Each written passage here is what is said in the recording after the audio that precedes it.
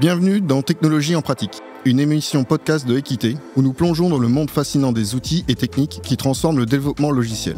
Je suis Romain Roswick et je vais oser poser des questions inavouables, incongrues et simples pour mieux comprendre le mode de fonctionnement de la technologie. Merci beaucoup d'avoir accepté l'invitation. Alors, en quelques phrases et en quelques mots, comment tu t'appelles ? En deux mots, Sylvain Combe. Ouais. Donc, je suis Solutions Engineer chez Sonar depuis 5 ans maintenant. D'accord. Donc, j'ai rejoint Sonar pour leur produit SonarCube que je connaissais depuis très longtemps. Je viens de l'engineering, de l'IT, du monde du développement et SonarCube est la solution la plus connue des développeurs sans doute.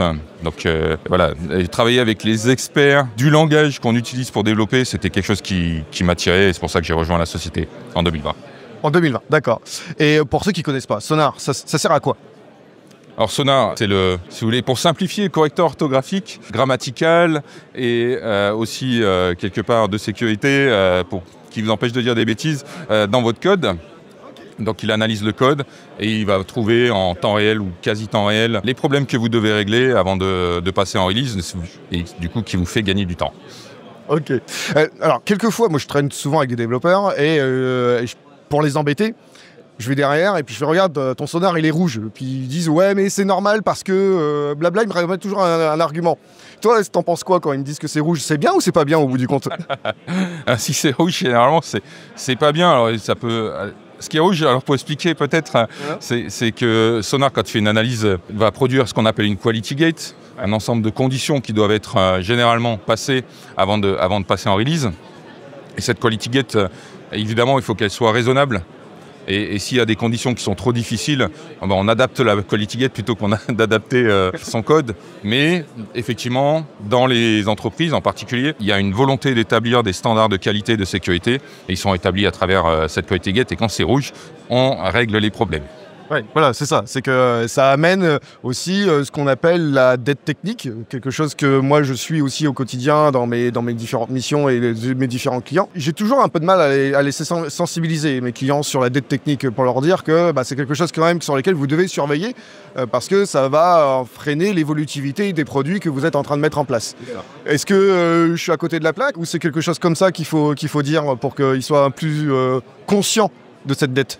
Alors, une partie, la dette technique, ça peut venir de plein d'aspects, mais il y a une partie de cette dette technique qui va être liée au code, qui va être mesurable avec un outil tel que SonarCube, évidemment. Nous, on ne promeut pas d'aller mesurer la dette technique pour la résoudre. On promeut de mesurer la dette technique parce qu'il y a des décisions qui vont être basées potentiellement sur de l'obsolescence de base de code. Donc, là, une refonte, mais qui est toujours très coûteuse. Par contre, ce qu'on promeut notamment avec nos quality gates, c'est d'empêcher de la nouvelle dette technique d'être créée dans les cycles de développement. Et donc ça va de façon itérative. C'est cette approche toute simple. Je fais des nouveaux commits qui sont propres et qui passent la quality gate. Et cette technique toute simple, elle permet d'améliorer systématiquement la base de code. Tout ce qu'on modifie, on le repasse à travers le filtre et on améliore le ratio de code qui se trouve au standard. Très bien, c'est très clair. Alors, il y avait SonarCube. Il y a d'autres produits, il y a d'autres trucs qui sont dans les rouages que vous mettez en avant maintenant ?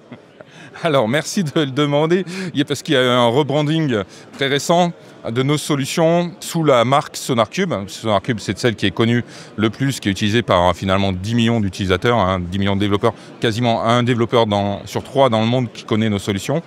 Et donc, SonarCube IDE, anciennement SonarLint, directement dans son éditeur, analyse temps réel avant même le commit. SonarCube Server, beaucoup de clients français, notamment sur du SonarCube Server, c'est la solution on-prem qui existe depuis plus de 15 ans. Et SonarCube Cloud, qui est comme un SonarCube Server, mais en SaaS, donc une URL, sonarcloud.io. Et le service qui est fourni par SonarSource, hébergé par SonarSource. Ok, c'est clair. On arrive pratiquement à la fin de notre petit entretien. Comme je te l'avais dit, est-ce que tu pourrais donner un ouvrage ou quelque chose, une référence à nos internautes qui nous suivent sur le développement, sur le développement logiciel sur mesure ou carrément toi quelque chose qui t'a inspiré ? Alors, ma génération n'était pas tout à fait Internet. Moi, je me suis intéressé à l'IT et au développement logiciel et aux ordinateurs à l'époque, bien avant le temps d'Internet, un petit peu avant quand même.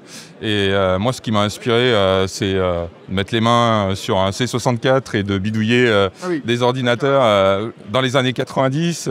Après le passage au monde du PC, avec les copains, se passer des logiciels, et des cracks pour les jeux. Et... Non, pas du tout. Ok, le terrain et la bidouille en fait, c'est ça. Sylvain, merci beaucoup. Et nous, on se dit à très bientôt. Ciao. Merci d'avoir écouté Technologie en pratique. Restez avec nous pour les prochains épisodes où nous continuerons de découvrir des outils et des techniques. En attendant, continuez d'explorer, d'apprendre et d'innover.